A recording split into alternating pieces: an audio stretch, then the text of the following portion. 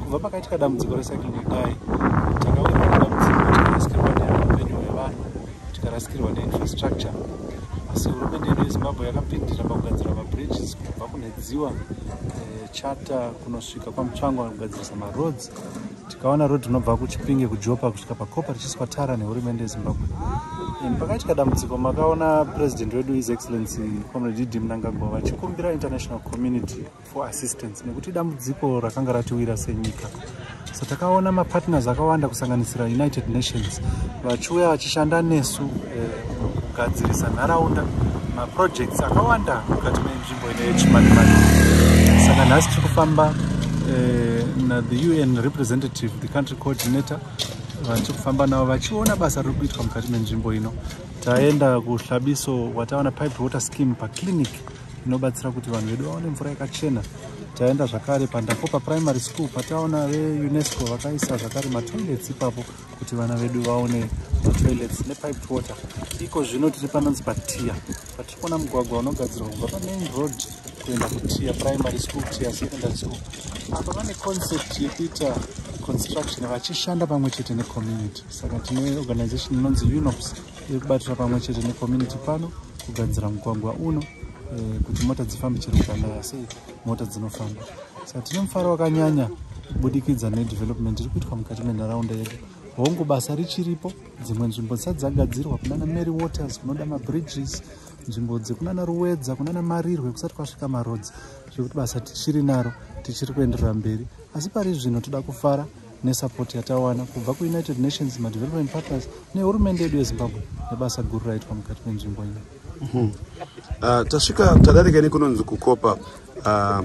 If you may just allow me to quickly turn this into English. This is one of the most devastated areas. So far as the cyclone is concerned, we still saw that the place is still ravaged, and it does not signify any life.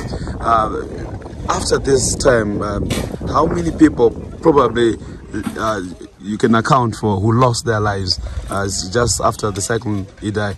In this whole province, how many people have lost? And maybe specifically as well, Kopa was the place that was most hit hard. How many people lost their lives there? Well, at Kopa it was a whole settlement which involved more than 85 houses. The registrar department, the police camp, all of that was washed away during the cyclone.